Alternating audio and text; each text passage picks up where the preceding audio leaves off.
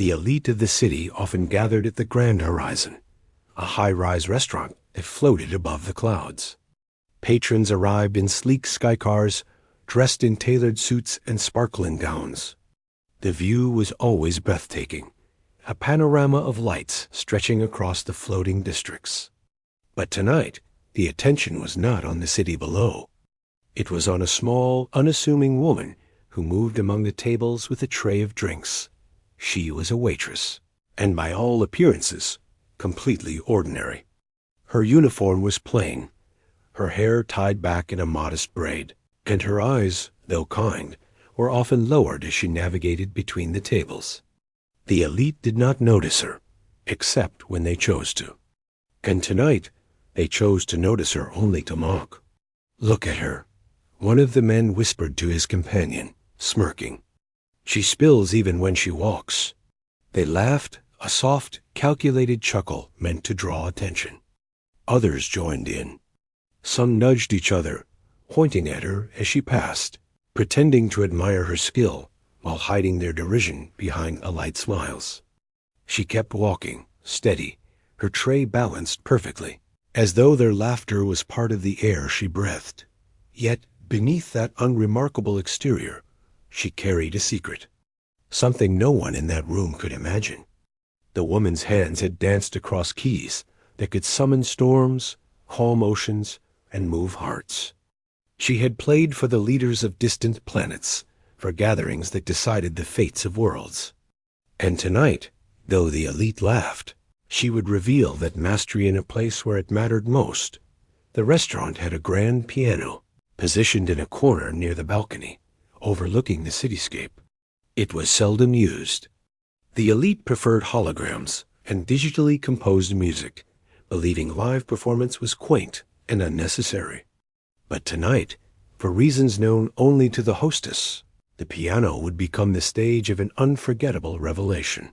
The woman approached the instrument, carrying nothing but her resolve. Whispers followed her as she walked. The laughter subsided when one of the men, emboldened by arrogance, spoke. "Do you even know how to play that?" Her reply was a simple nod. She sat at the piano, and the room quieted, some out of curiosity, others out of impatience. She placed her hands on the keys, and at first, nothing seemed remarkable. The elite exchanged glances, some smirking, thinking this would be a brief amusement before they returned to their conversations. Then she began to play. The notes were gentle at first, a soft cascade that seemed to float in the air.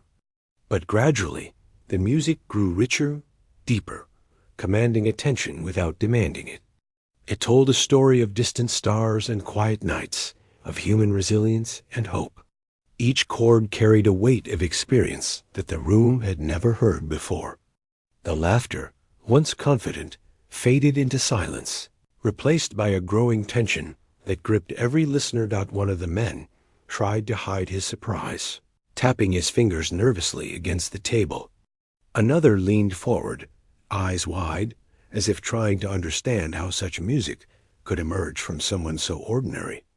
The piano sang of things they had long forgotten, the raw beauty of human emotion, the courage to endure, and the gentle strength in simplicity.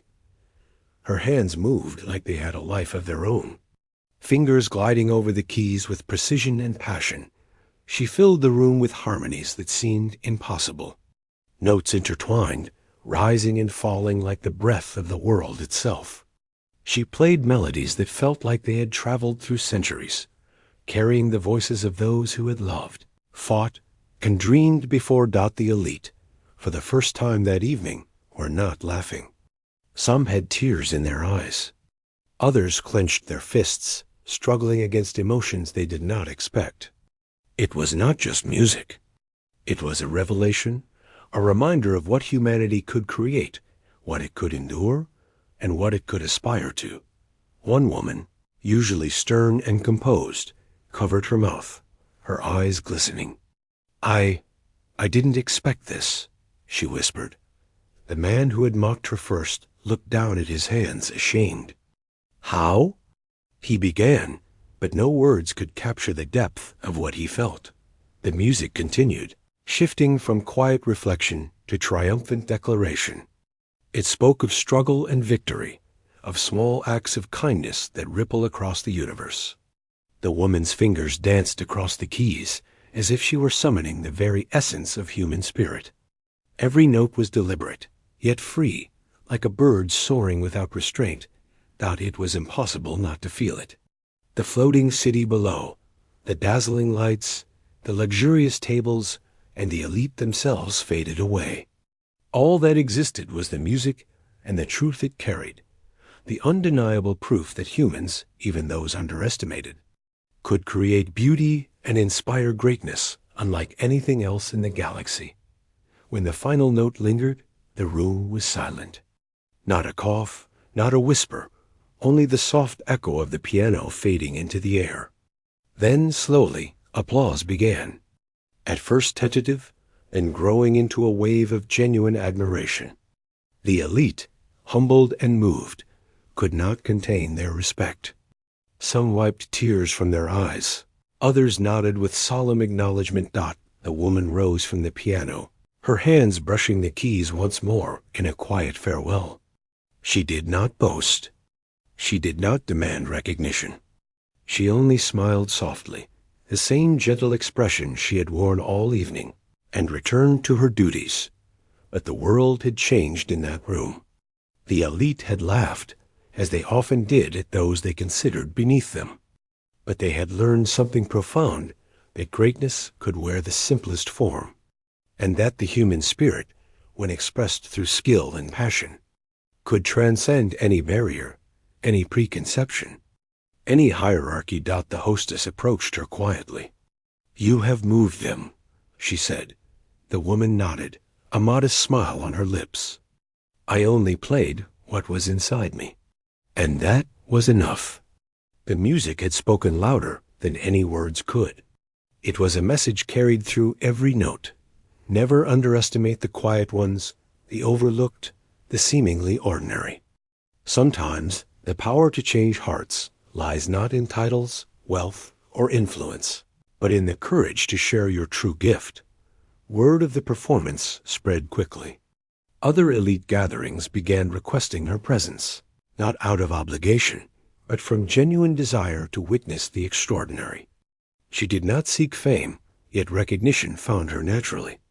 Her skill became a reminder to every human in the floating cities and beyond that, even in a galaxy of advanced technology and alien wonders.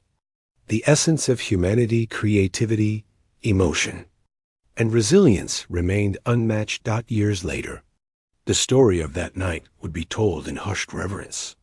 It was remembered not because of the building, the lights, or the tables, but because of a single woman, a piano, and the moment when human spirit triumphed over pride and mockery. Parents told their children about her, reminding them that the simplest among them could hold greatness, and that laughter at the expense of others often blinds one to the wonder just beyond. Perception.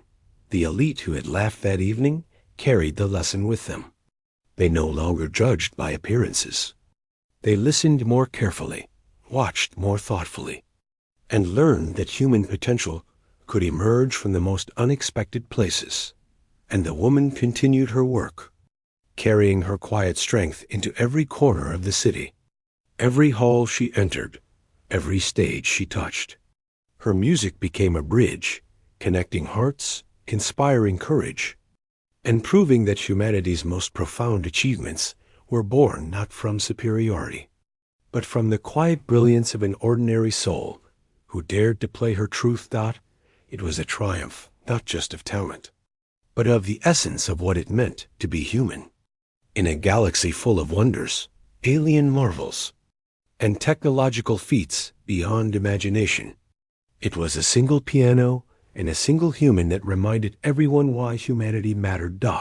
And sometimes, in the quiet hours when the city lights shone like scattered stars, those who remembered that night would pause, and in their hearts, they would hear the music again, the music that had moved the elite to tears, and in doing so, had shown that even the smallest and simplest among them could illuminate the universe with the brilliance of human spirit.